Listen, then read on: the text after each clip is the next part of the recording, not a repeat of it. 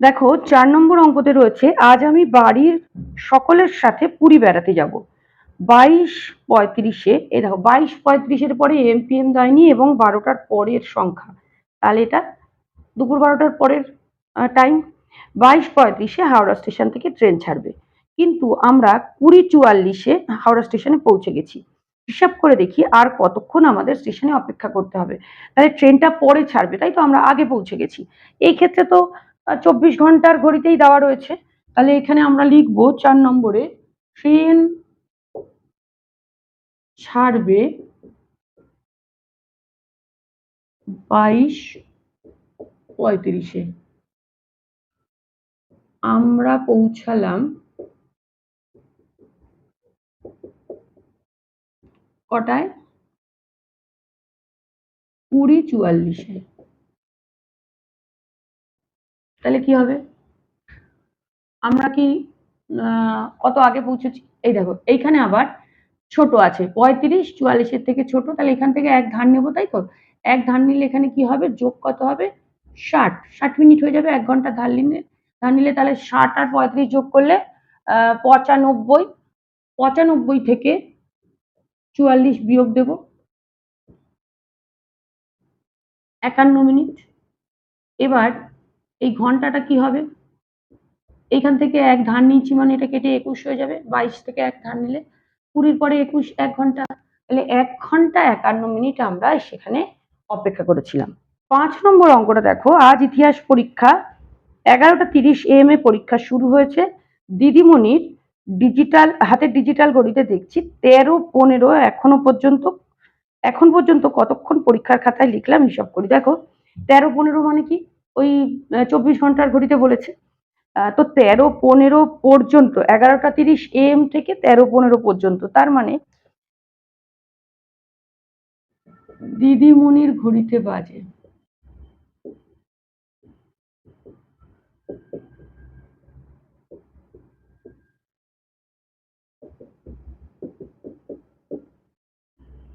পরীক্ষা শুরু হয়েছে কখন?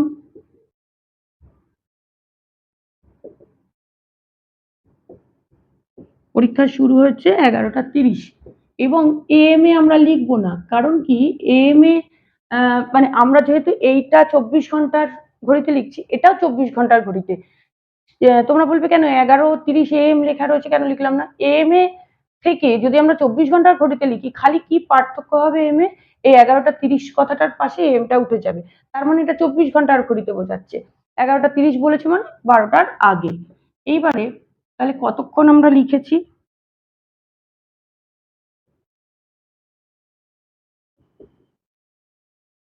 বিয়োগ করতে হবে।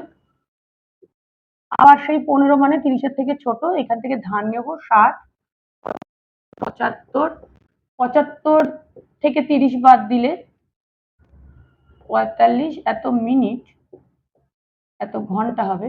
এখান থেকে যেহেতু এক ধার নিচ্ছি, কমে যাবে, 12 থেকে 11 বিয়োগ দিলে 1 ঘন্টা 45 মিনিট। তাহলে আমি এখনো পর্যন্ত 1 ঘন্টা 45 মিনিট লিখলাম। এইবারে দেখো কি বলেছে, 2:30 PM এ পরীক্ষা শেষ হলে আর কতক্ষণ পরীক্ষা লিখতে পারবো? 2:30 পরীক্ষা শেষ হবে 2:30, তার মানে PM, তাই তো? তাহলে সমান 24 ঘন্টার ঘড়িতে কত? 12-র পর 2, 14:30-এ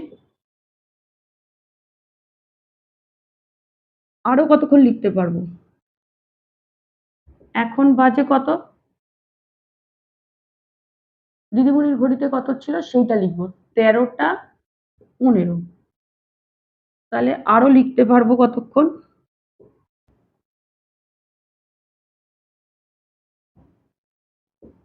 এটা বিয়োগ করব। দেখো এখানে কিন্তু 15 থেকে বড় আছে 30, তাহলে এখানে কোনো যোগ করতে হবে না, এখানে ধার নিয়ে। তাহলে 30 থেকে 15 বিয়োগ এত মিনিট, আর এটা ঘন্টা, 1 ঘন্টা। তাহলে 1 ঘন্টা 15 মিনিট আরো আমরা লিখতে পারবো, তাই তো? এইবারে বলছে তখন আমরা দিদিমণির হাতে ডিজিটাল ঘড়িতে কি সময় দেখতে পারবো? 2:30, এটা আমরা ডিজিটালে কি লিখেছি? 14:30, সেটাই দেখতে পারবো। 2:30 PM সমান 14:30 আগেই লিখবো, দিদিমণির ঘড়িতে দেখব এই যে এত PM সমান, এই দেখব হলো এই পর্যন্ত 2:30 PM, ব্র্যাকেট দিলাম মানে আমি লিখেছি দেখো দিদিমণির ঘড়িতে দেখব, দিদিমণির ঘড়িতে তো আর PM দেখবো না, সেই জন্য এটা ব্র্যাকেটে লিখলাম। এটা সমান লিখছি দিদিমণির ঘড়িতে কি দেখবো 14:30, আমরা এর সঙ্গে 12 যোগ করে লিখবো। ঠিক আছে। 6 নম্বরে দেখো কি আছে, বাড়ি থেকে বাসে চেপে বাবার অফিসে পৌঁছাতে 2 ঘন্টা 27 মিনিট সময় লেগেছে, কিন্তু সেখান থেকে বাড়ি ফিরতে 2 ঘন্টা 51 মিনিট সময় লেগেছে। হিসাব করে দেখি বাবার অফিস যেতে ও আসতে মোট কত সময় লাগলো। এক্ষেত্রে মোট বললে আমরা যোগ করি, তাই তো, ঘন্টা এরকম ওপরে লিখবো, ঘন্টা আর মিনিট। যেতে কত, যেতে কত ঘন্টা, 2 ঘন্টা 27 মিনিট, ফিরতে 2 ঘন্টা 51 মিনিট। এবার মোট সময় মানে কি, যোগ,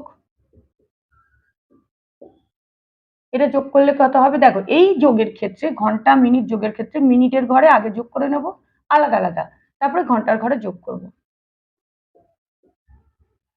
এই যে 4 ঘন্টা 78 মিনিট লাগলো, দেখো 78 মিনিট আমরা কখনো শুনিনি, কেন কি 78 মিনিটটা কেন শুনিনি, 60-এর বেশি হয়ে গেলে 60 কিংবা 60-এর বেশিতে ঘন্টায় চলে যায়, কারণ 60 মিনিটে 1 ঘন্টা।